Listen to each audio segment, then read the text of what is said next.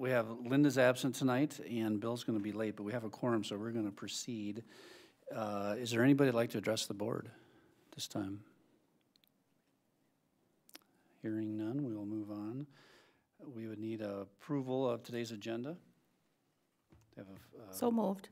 Second. Second, any discussion on today's agenda? All right, that's, all in favor, aye? Aye. Anyone opposed? Motion passes. Item 5, public hearing regarding the proposed property tax abatement. Dr. Funk. As we discussed a month or two ago, there's an entity within the community who wants to be building an apartment complex out near Wedgewood Cove. And they are seeking a tax abatement from the school district, from the city, and from the county. And I think it's a good thing as your superintendent for the school district. One of the challenges that we have as a school district is finding good housing for our teachers when they come to town. And I don't remember the last time a new apartment complex went up. So I'm supportive of it from an employer angle, and I think it's just an investment in our community. So what they're seeking is, from the district's portion, an abatement of $5,129 a year for a total of $51,000 for a 10-year period. And the taxes on this, basically what that means is they would not pay these taxes, but the taxes would still remain on the rolls. So the tax base remains the same. It's just that they don't pay the $51,000 or the $5,129 annually. So our taxes don't go down because of that. They're just not paying that contribution. So that's what I can tell you on that. And this part of the forum is for anybody who has a comment or concern about how this impacts their taxes.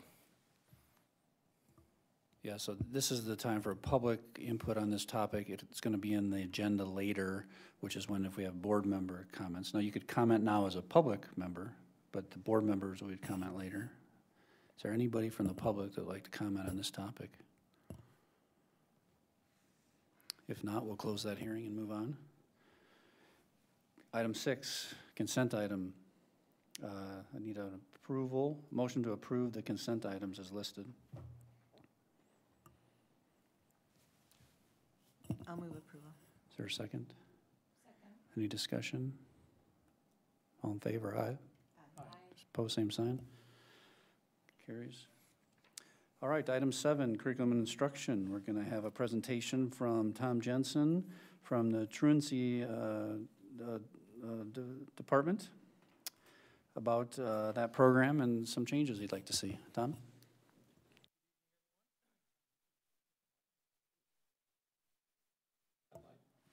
I was briefed before that, and I neglected to follow directions. I'm Tom Jensen. I'm the director of the probation office, the Department of Court Services here in Freeborn County. I'd like to thank Dr. Funk for working with me and having me here to let you know about what we're doing in the area of truancy for the district, how we're doing it, and honestly, I'm looking for a little funding. At the end of the day, I want to present an idea of a shared position. It'd be a Freeborn County position, cost shared with the district. And with that, I'll just go through. I just had a short PowerPoint on just a little bit of an overview of where we are, how we got here, and then we'll open it up. I'll try to answer any questions. Just briefly, right before I sat down, Amy Geyer, who is the current truancy the court services agent in charge of truancy, came in, so if she's here, she can answer any questions that you may have that pop up about her caseload and the daily activities. So with that, do I need to point it anywhere?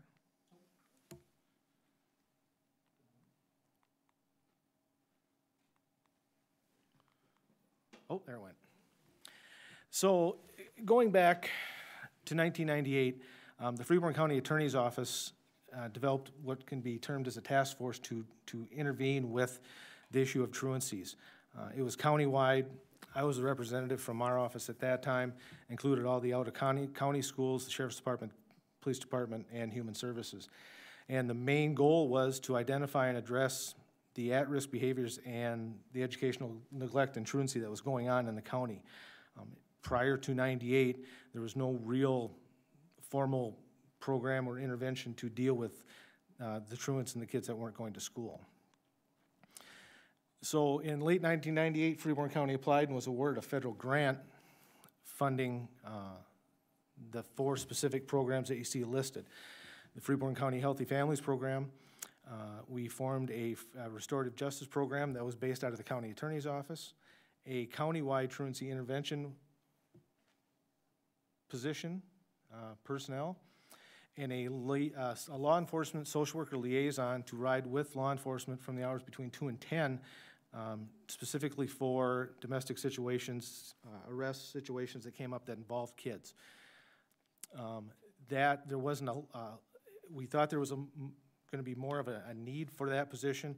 It turns out there wasn't, so in early 2000, that social worker began to work with Human Services and to address the truancy. So the 5-year grant ended in May of 2004, and as you are all I'm sure, well aware, once the grant funding goes away, trying to take up those positions gets to be a little bit hairy.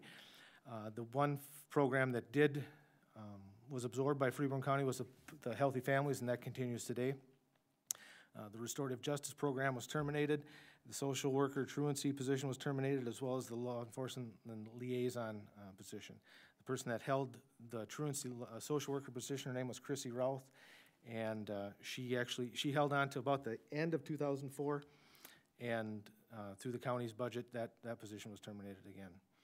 So beginning in the fall of 2004, all truancy cases were simply referred to the Freeborn County Department of Human Services for formal petition and case management. And that was the process and protocol until the spring of 2012. Prior to the spring of 2012, I was approached by the Director of Human Services. We were seeing that a lot of these kids had a foot in both systems. They had truancy issues as well as delinquency issues. So they were taking up my resources of my juvenile probation officers, in addition to having a human services caseworker and having kind of 2 different offices handling the same family and the same family unit. In addition to the truants that we were seeing in the early 90s are no way, shape, or form the same young men and women that we're seeing now. They are aggressive, they are angry, they're more of a correctional kid than a educational neglect or a social worker child. So through numerous meetings and bargaining and drawing of lines so people stayed in their piece of the pie, I agreed to take over that position with certain expectations. So in August of 2012, Amy Geyer was stolen from Human Services. She was actually the social worker. Yes, you were in charge? She was in charge of the truancy caseload at Human Services, and I'm not above a little thievery, so I took her from Mr. Brian Beeman and couldn't be happier. What we wanted to, and the goals that we wanted to attain, is that the visibility within the district, to have a much-needed presence at the high school and the middle school. I'll leave the synergy part to Amy, because the monitoring of the attendance, the first part of that in 2012 was somewhat nightmarish on how the records were kept and whatever else, and to collaborate to try to get the truancy under control. The 2 big components that we were able to secure was clear and unwavering support from the seated judges in Freeborn County, Judge Looning and Judge Schwab. They offered to come tonight. I said I really didn't think that they needed to, but if the board would wish to have them, they're more than willing to come and talk about what they're seeing in the courtroom, and to have a clear and appropriate consequence and immediate consequence for those youth that are not going to school. Since July of 2012, when we deployed the program in our office, we have had 160 referrals to our program, and if you want more specifics on how that happens, I'll let Amy speak to that. Once the student hits the 3 absences, there's some triggers that happen with the school district that come to us. And honestly, it's working quite well. 87 youth since that time have entered into our diversion program, and that's where we offer an attendance contract. Amy meets with the family, meets with the youth, identifies the issues, and out of those 87, 68 never reached the court system. They completed our diversion program, remained in school, and continued on. Out of the balance, 73 were formally petitioned to the court, and I could have put numerous bullets underneath that. Several of them had delinquency cases already. Some of them hit the 3, and they get to the 7 absences before we even get our letter out to them. So there were some that were so gravely truant that they just weren't eligible for our diversion program. In those cases, the cases are filed, they appear in court, they are adjudicated as CHIPS cases, and out of those 73 cases, it's a very good number. Less than 10% were placed out of the home and removed from the school district to be placed and to be educated elsewhere. So out of that, it's a tremendous number. It says a lot to do with Amy, with the people that she's working with within the district to handle all of those kids. As of April 1st, this is what Amy's, and we have hired a case aide on a temporary basis, simply to stop the bleeding, as it were. There's no way Amy can handle 99 truancy cases. It is simply impossible. It's unrealistic, and so I went to the county administrator, met with the board chair, and we agreed that we have a young lady, she's working 24 hours a week for us now, to get some of the cases back to where Amy's caseload can be somewhat manageable. In addition to, we assign cases that are more on the delinquent side, the behavior issues that are just strictly not truancy, to my 2 other juvenile probation officers. So as of April 1st, that's a breakdown you see from the high school to the ALC and Southwest. The population that is really causing us difficulty is the Southwest kids. They're young, it's a very hard population to work with. So the question was asked when I was creating this, what about the out-county schools?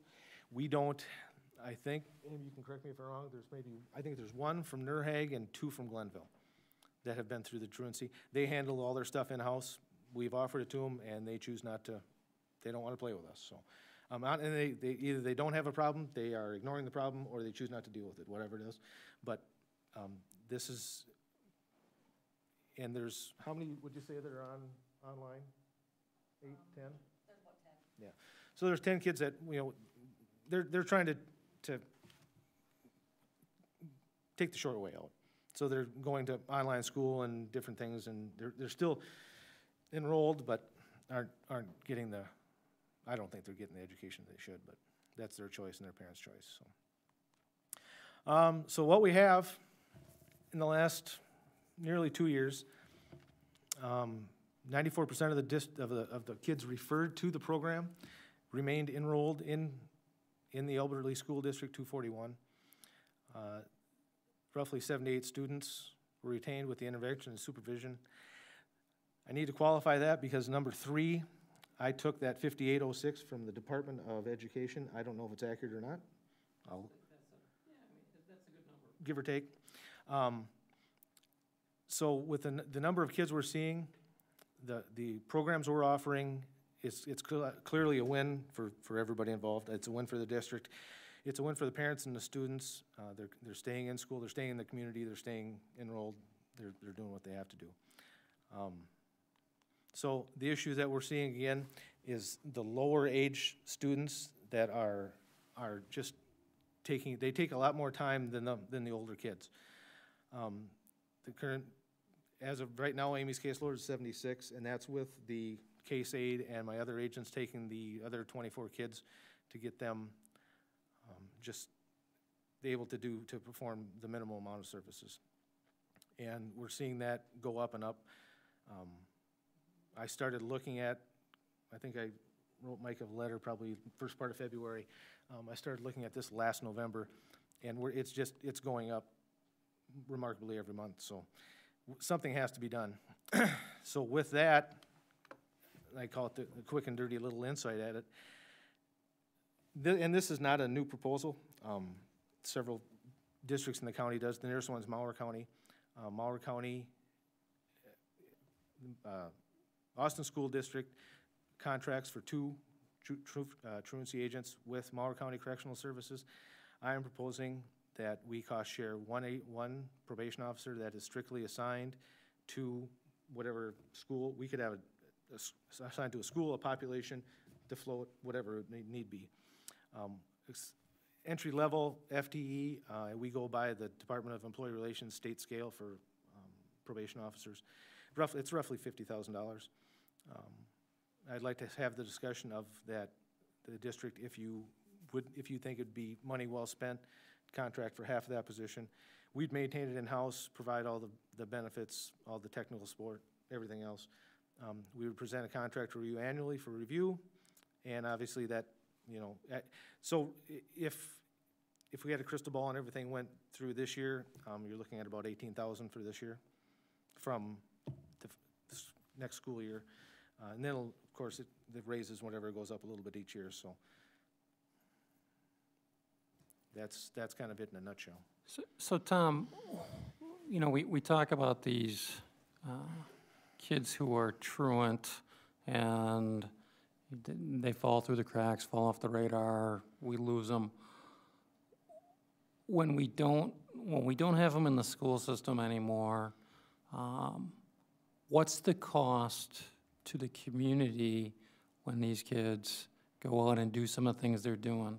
What, if we have to, just talk, I heard you speak at Kiwanis a few weeks ago. Share with the board a little bit about, kid who, we have no space for him here, so now he's got to go up to Elk River or wherever. Talk through that. Well, in about 2004, the state of Minnesota went through a little bit of a financial binder. We had numerous placements for kids.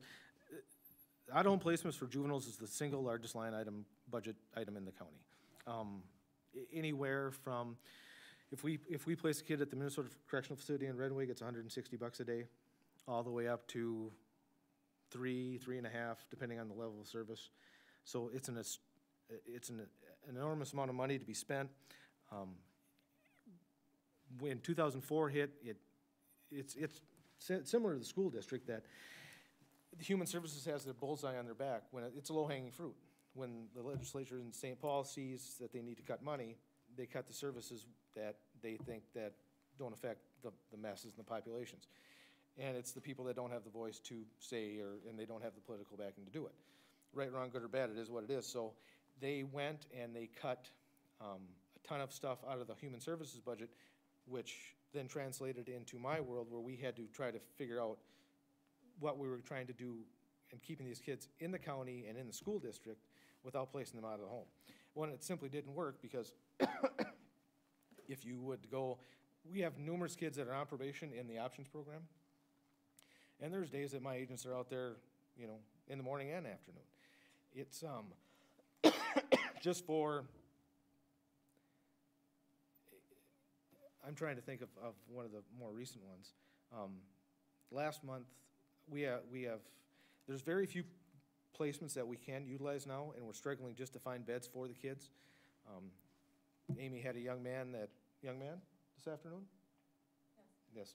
That is court ordered. He's going to this place called North Homes in Duluth, Minnesota for long-term placement tomorrow, and he was to come down to court, and he just chose to get up and leave and do whatever he wanted to do. So now, did we find him or no? No. So if he comes in tomorrow, he comes in. If not, now we're talking about, taxing on the sheriff's department, the police department to go find him, bring him back, and putting him up. And he's been kicked out of umpteen different placements. We have the ones that we can use that are worthwhile, that benefit the kids, you can count on one hand. And right now, we use a place in Anoka, the Anoka County Regional Center, Regional Juvenile Center. Last year's bill was $29,000. That was just a handful of kids, and we've got kids in Wilmer, in Rochester, Duluth, all over the place. So it's taxing on the county's resources, it's taxing on everyone else's. And what I'm trying to do is that the truancy diversion program is voluntary, so the kids and parents don't have to do it. But it's the best deal they're gonna have, because we're holding that back and trying to get them to stay, what's the best for them and what's best for the parents. So it's a lot of work on trying to get them and, you know, kind of riding herd on them to get them what they need to do.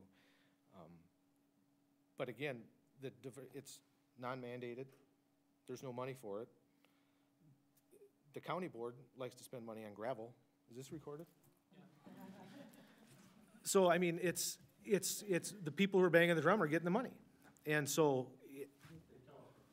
yeah, right. Mm-hmm. So it's unfortunate, but and the reason I'm here is Amy's doing good work. She's doing very, very good work. She can't provide the level of service to 99 kids that she just can't do it. So if we can't strike some kind of an agreement, the services that have been provided for the last 20 months are not going to be there. And I don't want to sound like it's not a threat, not a promise. It's just, it is what it is. Well, the other thing that that plays into this, as you're aware of as a board, is you've seen our graduation numbers start to uptick, okay?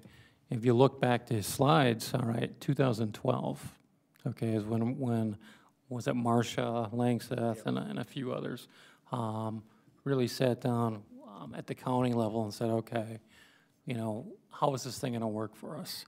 And so you always hear me as your superintendent talking about, all right, it's great when we talk about student achievement when it's up here, but then the next year maybe it's down here. Well, since 2011, we've been on a positive uptick with our graduation rate, and I think we're seeing a bigger increase lately. I don't know if there's a direct correlation, but there's got to be some correlation to what's going on with this truancy program, because these are helping the kids stay in school. So, I think we should say it is. That's just good. I think we should. So, is there any numbers to that, Tom? As far as the graduation and the truancy that we've been able to? I don't know if you could put them together. I mean, I'm sure you could if you wanted to. I mean, you can make, my opinion is you can make numbers say whatever they want. So, but I think when Mike and I talked, it's a real hinky coincidence that your graduation rate as a school district started going up markedly when Amy started being in the schools, when this started. So I think it's a huge benefit. If you would talk to any of the teachers that are dealing with these kids, Jenna Parlin is the case aide, and with Amy, there's nothing but good things to say about them. They cherish them in your school districts. And it's a good, you have Ted Herman in the high school. My agents, you know, they're not licensed uniformed peace officers, but the kids know darn well who they are. And they tend to shape up just a little bit. You know, it's not all of them. I mean, you'll still have the ones that get taken down in front of the main office and handcuffs and shirt put over the head and everything else. But I think it's a valuable resource for you to have, along with us too. And it benefits us too, because we're not catching them on the back end. Other questions or comments? I apologize for coming in late, Tom. But, so I'm assuming that we're going to have an individual that's within the school district at the high school that's working with these students then? Yeah, it would be. Well, Okay. it'd be, right now it's the middle, well, they're kind of split up. The case aide has the ALC, correct me if I'm wrong. And Amy's got the majority of the high school, so in a perfect world, I'd like to see one staff. I mean, they're gonna have to cover both, or all the age groups, just to see, you know, for coverage purposes. But I would like to have one agent at one school. It just makes sense to have the familiarity with the staff and build those relationships and go on that way. So adding to that then, you know, if we're retaining these students, does that increase the amount of staffing or some needs that we have within our high school and at Southwest and the other buildings that they may be at? We're staffed as if the students were going to be there, so it wouldn't increase that.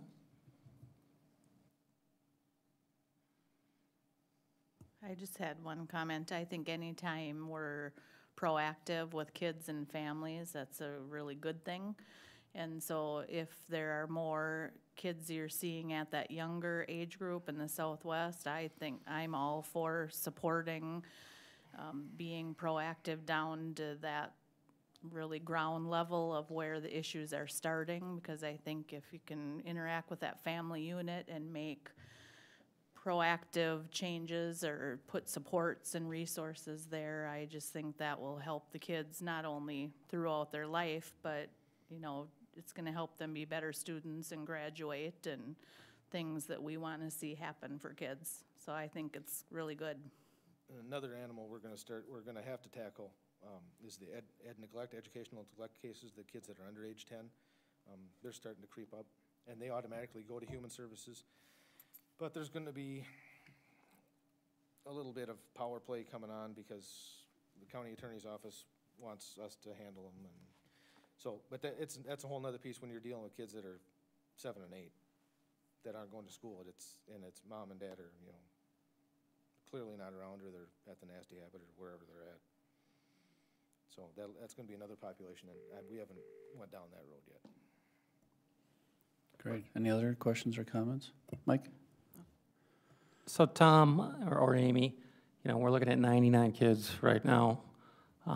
Trend line, you know, Amy, when you started this in 2012, I mean, are you seeing a growth? I think it really depends on the families. For instance, the 9th grade class, they've been this bad since 7th grade when I first started working with them. So I kind of look at that 9th grade class as kind of my class to look at as far as success rate. I guess I've seen a lot of kids, now that they're in 9th grade and we've gone through that 8th grade, they kind of look at the realities of school and, okay, they're getting those credits now.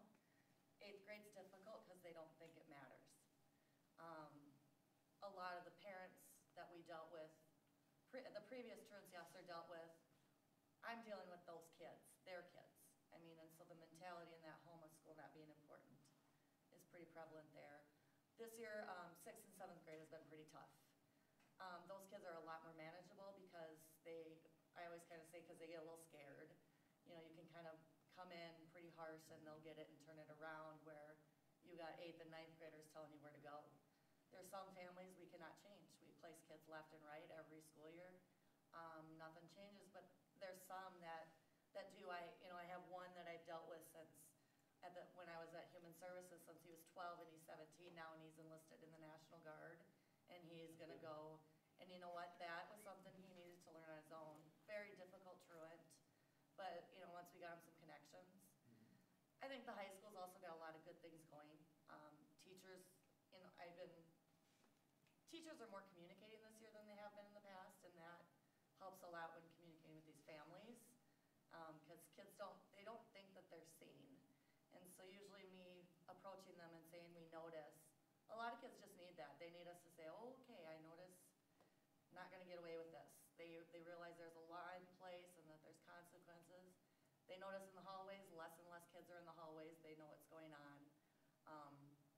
Yeah, presence is very known with us. So, but I think I'm not able to be at the middle school as much as I would like to be. I would like to be out there every day with those kids, because I think, you know, I can't get out there every week and then they kind of fall apart. And then by the time I can get to them, I'm constantly putting out fires rather than prevention right now. And that's, I guess, where I'm frustrated. I love everything I do about my job. It's just a lot.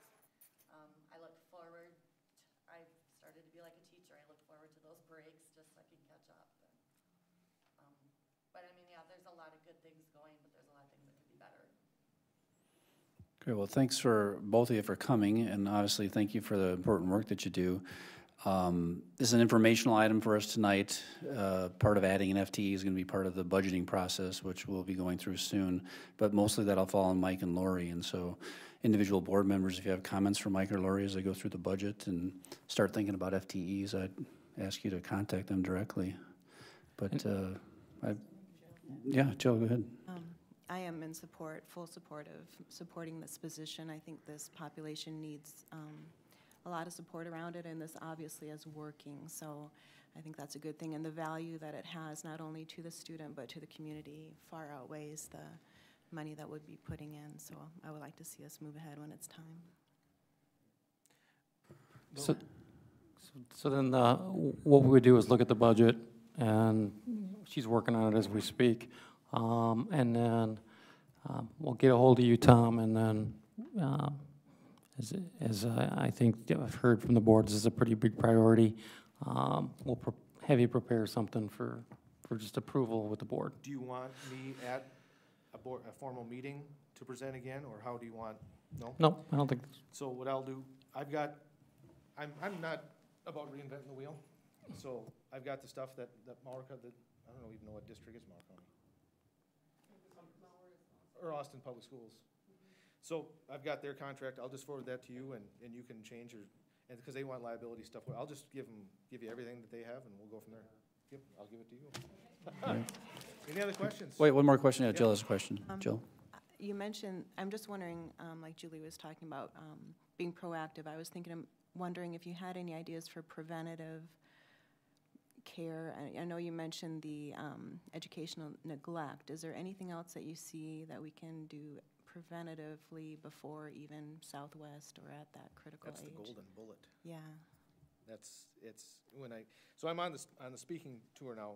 It starts in January. I hit the Rotarians, I hit the Kiwanians, I hit all the stuff. And it's the question everyone asks, and there's no answer. If I could answer it, I'd be a millionaire and doing something. It's cyclical, it's generational, and Amy, we talk, we have 3 generations in our office now. We have grandpa, who's a drunk and beats his wife. We've got the daughter, who's a meth head, and then we've got the kid who's doing all the above. So they have no supervision or structure at home. They have no consequence. You have the kids that are coming in our office, they've got more electronic devices than I have, and they're better, and they're newer. And the parents don't believe and they don't know how to parent. And you'll see it when you have presentations at the high school. You'll bring someone in the evening to talk about parenting or talk about whatever else, poverty. You pick your poison. You'll have 100 people there out of a community of 18,000, and those 100 people don't need to be there. They're the one. I go, Amy goes, you folks go, and it's the population that should go that are picking up the quarters out of the couch to go get another pack of whatever. So it's difficult. I don't think there is the answer. But you're right. I was talking to Mary right before you brought the meeting to order. The last class was a class of 2000, in 98, 99. There were some bad kids. So it's, and I'm a believer that you have people that make poor choices, and you can bring them back with the right interventions. But then you also have people that are just very not nice human beings. And we have a lot of those, and they're 16, 17, 18 years old. All right. Thank you, Tom. you weren't the class of 2000, were you, Ashley? No. Okay, all right. Okay, item 8, effective and efficient operations. 8.1, approval of the master agreement with the Albert Lee Administration Association. Jim Quirm. Jim? Oh, I'm on. Good evening, or afternoon, I guess. So we have 2 contracts that have been signed by the bargaining units, the first one being the administrators. As the board is aware, we talked about earlier, some of the priorities from the bargaining unit were sort of the recruitment and retention, and of course always salary. And that was from what we heard from you as well, priorities, particularly in the realm of retention and recruitment.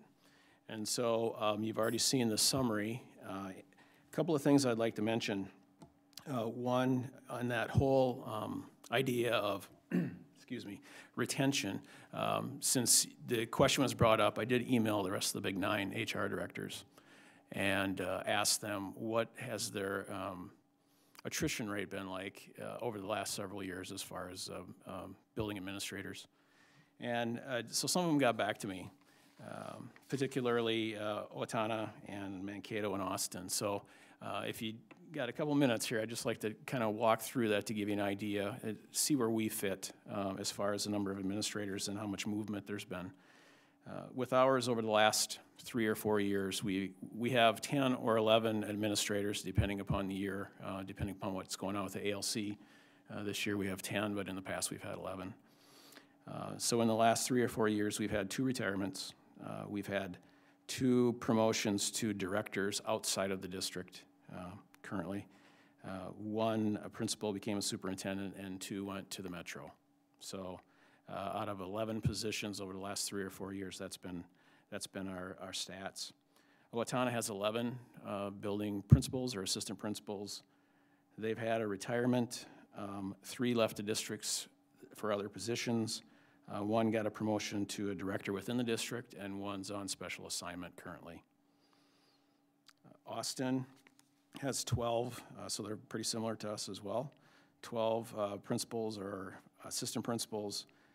They've had 1 had a promotion to within the district to a director, 1 to a director position outside the district, 1 left to the Metro, 1 retirement, and 1 actually went to the U to teach. And then Mankato has 17, and out of that 17, they had 4 retirements, 4 advanced to director or coordinator positions in the district, and 3 advanced to positions outside the district. 2 became superintendents out of that 3, and 1 went to a larger district in the Metro. So kind of gives you an idea of the movement. I think you're probably seeing a bit of a trend. We don't seem to be unique compared to many other districts in the Big 9. So, and along with that, one of the things I would highlight within the settlement, that was important to the bargaining unit and to the board, excuse me, was the longevity language that we agreed to, where we compressed it so they get some of that longevity earlier. And then under your direction, that whole idea of the relocation allowance to attract some folks to the community and not only work in the community, but be part of the community as well. So any questions in relation to that summary of settlement with the administrative bargaining unit?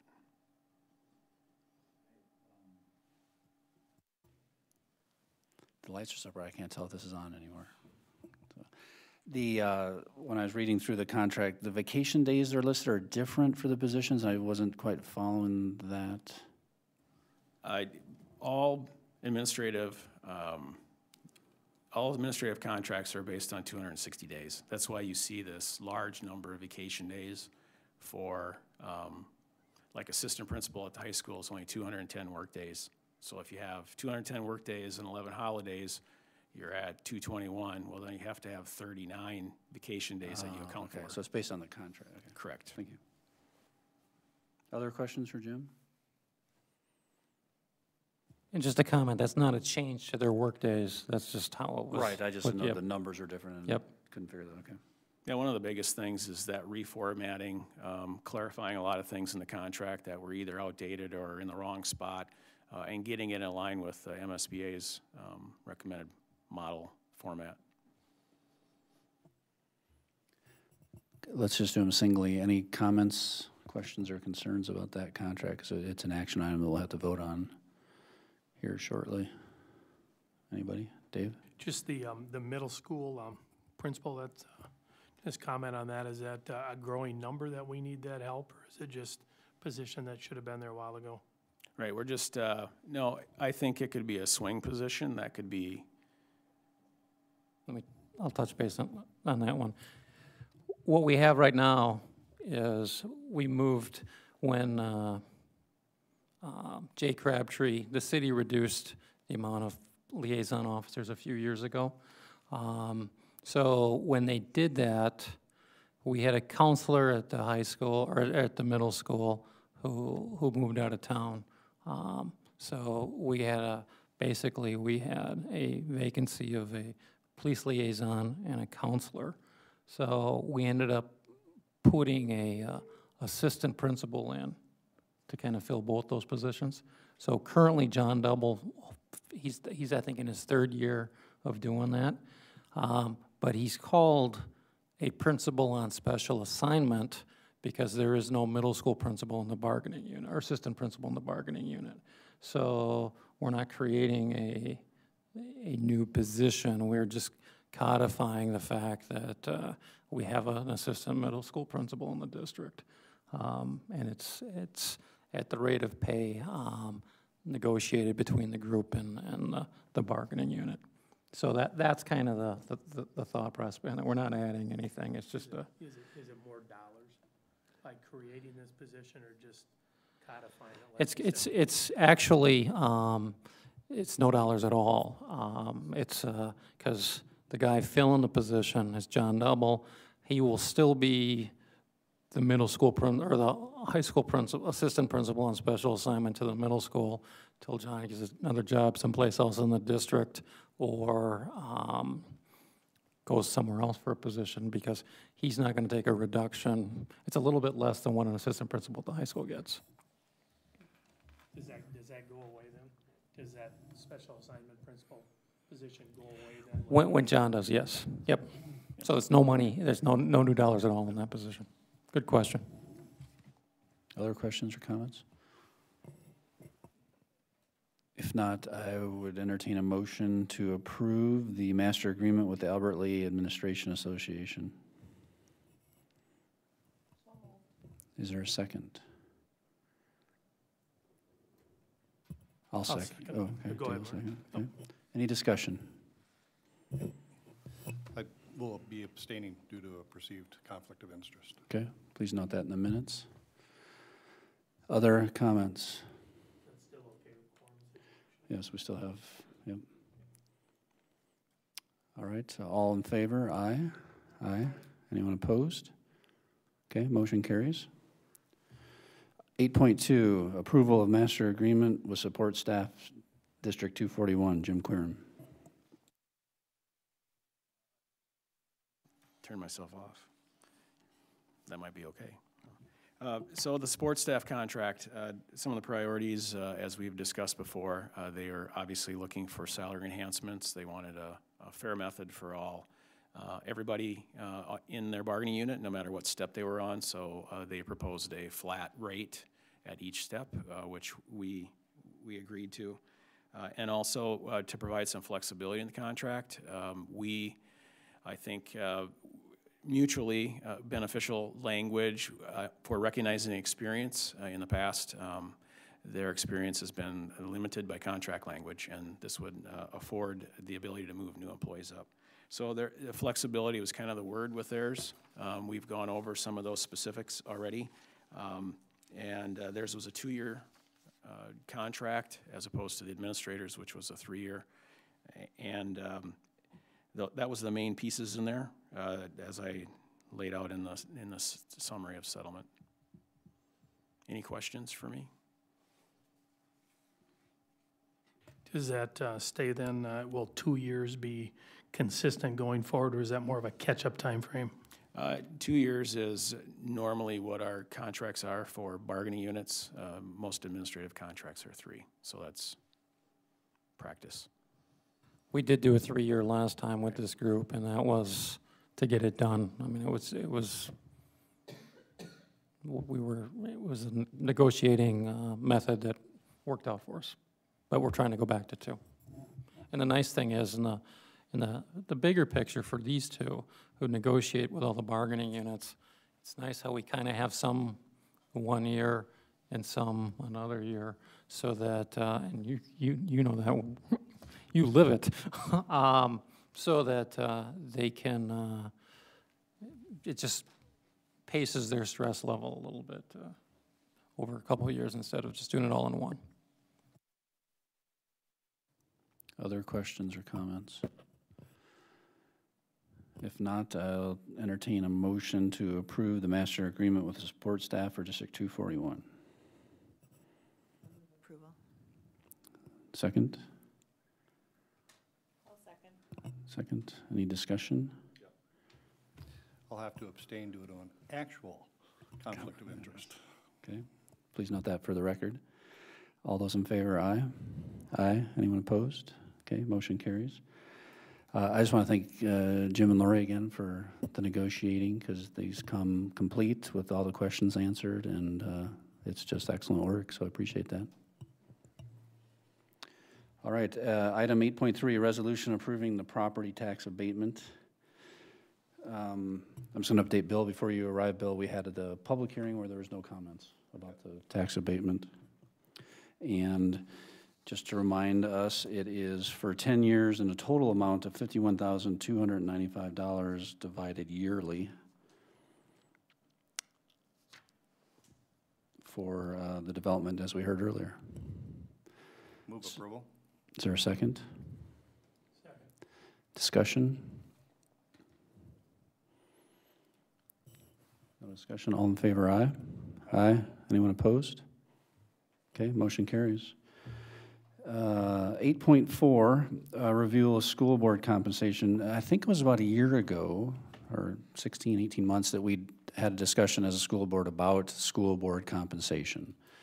And so Jim has put some data for us to look at so we can learn about that and kind of see where our school board is. And again, it's not an action item, it's just more for information at this time. Jim?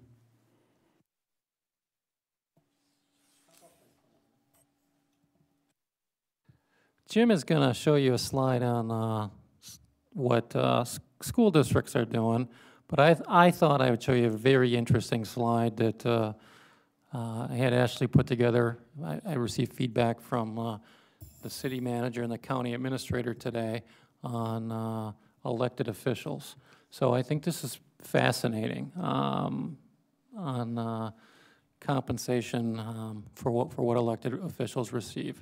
So you can see the county there on the far left-hand column. So if you remember the county board of commissioners, you receive $24,000 annually. You can receive full health insurance.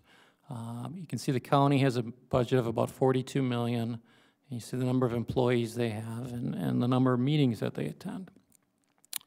Very similar with the city council, their compensation. They get an iPad. That's their budget, number of full-time employees, and the number of meetings that they attend. And the school board is on the far right-hand column there. The iPad, our budget. We have approximately 500 employees. We have so many casual employees that it's hard to give you a good number, but approximately 500 full-time. And you meet approximately twice a month. Some committee meetings take place in there as well. So that is, at the local level, I think is pretty interesting. So anyhow, questions on that slide? And who's been in the newspaper the most? PERA, it's the Public Employees Retirement Association. And so I asked Ashley about that. I said, isn't that a benefit? No, Mike, your school board members don't make enough money to qualify for the Public Employees Retirement.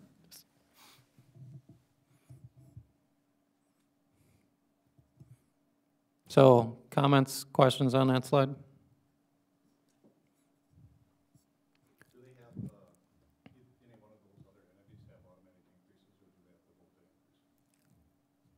What was that? I love this. I'm assuming that they have to vote their increases and there's no automatic escalators. I think so. Okay.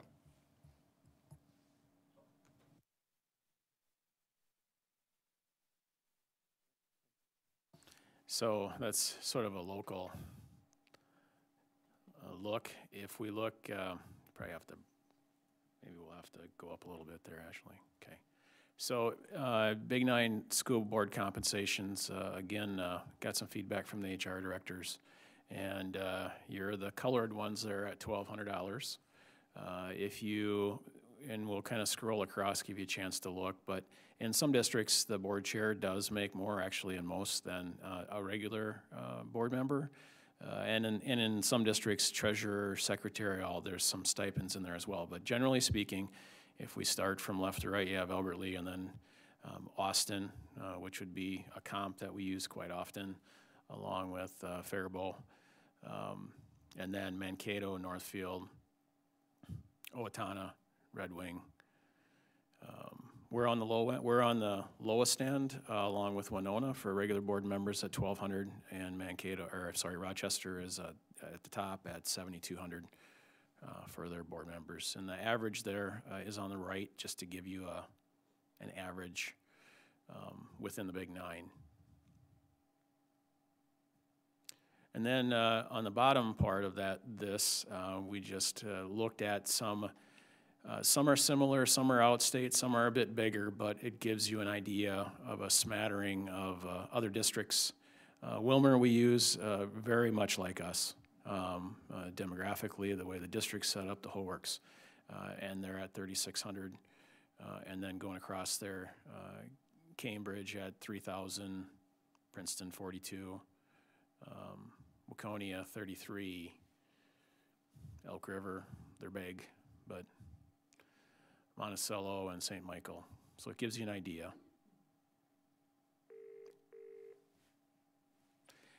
And again, there's a lot of specifics that come along with some of these. If you're on a committee, some of them pay. If you're the treasurer, there's a small stipend, that sort of thing. And we didn't put all of that stuff in there. We went with the base more than anything. Any questions? More of a statement. I'm in my 15th year, and I think they changed the compensation package just before I came on. It might have been a couple years before, and it was done on a per diem basis more, you know, where they were getting, and what they were finding was that that didn't work too well because people would load up on meetings.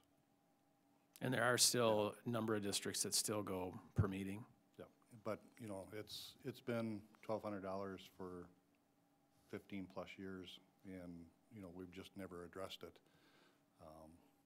You know, I think it's about time that we do take a look at making a change to this. Other comments? Dave, comments? We're going to round the table. When I started, I didn't know there was anything.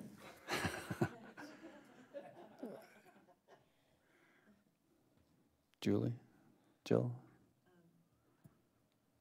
I'd be willing to take a look at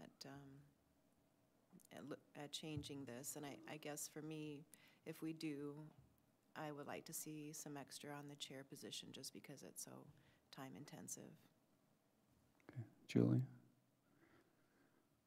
Same as Jill, I feel. Can't tell if it's on either. I definitely think it's worth exploring. I also believe that the chair should get additional because of the extra time that's put in for that position. I mean, I think it goes without saying that we will open ourselves up to criticism if we do increase it, but I'm not saying that's a reason not to have the conversation and talk about it. I think it's in order to discuss. So when you say explore, I mean, what else, what do we want to do next? Is that what we're doing now? Or, I mean, do we need more data? I guess that's my question. Well, I think it's always difficult for any board to increase their own pay. And that's why it hasn't been done for, you know, 15 plus years in this particular situation. I feel very comfortable in looking at this, and I would propose doing something real similar to what Austin is doing. You know, you take a look at Wilmer, and they're very identical to us as well. You look at the average. It's still, you know, pretty low pay when you consider what the city and the county get. And then I don't have any problems in suggesting this because I don't take mine. I put it back into the scholarship. So it's not where I'm going to be lining my own pocket on this. It's, I look at it differently. Yeah, and another option is to come up with a new plan, if that's what we decide, and have it apply to the next board. Doesn't have to apply to you, per se. If that does get rid of some of the criticism. Having just watched the governor go through his experience of trying to increase a number of his directors who were very low compensated compared to other states, I would suggest something for the board to consider is you come up with a target, whether it's 2,400, whether it's 3,600, if that's where you want to be. And then phase it in over a period of time so that, okay, we are going to increase compensation to $2,400. And we are going to do it over the next 2 years or the next 3 years. So you do it in 2016, all right, it goes to 1,800. And so you pass it saying in 2016 it'll be 1,800, 2017 it'll be 2,400, 2018 it'll be 3,000, and 2019 it'll be 3,600. And phase it in over time, and that way you're not going to get, you know, you're not giving yourself these big raises at once, and you're taking care of future board members down the road, not necessarily yourselves here. So that's just food for thought while you're working through it. You know, one of the other concerns that I have and why I'm interested in exploring this is I also see this as a barrier to the demographics of this board. You know, it's easy for me because I get paid when I sell something. You know, I can take time off and do this, but somebody that might have a shift job, you know, or is paid on an hourly basis, they either have to take a vacation day or they have to take time away from their job to be able to do this. And, you know, we're not getting full representation out of this community because we have this type of barrier in place. You know, on the MESBAT board, we get paid on a per diem basis, even if we have a telephone conference, and we can choose whether or not we want to request that. I don't request it because, you know, it doesn't take actual time off, but I actually have a couple board members that they have to take an hour or two worth of vacation to be able to get that phone call. So then they do request it to be able to get compensated for it. Good comments. Others? So do we want to just, do we have, is this in the packet? I didn't look. The slides? So do we want to just look at the slides and talk about it again at another meeting? Is that sound okay? Or does that work for you? Okay. Yeah, so if you could just forward us those, that'd be great. Okay, any other business? Any other comments before we adjourn? All right, thanks everybody. We're adjourned.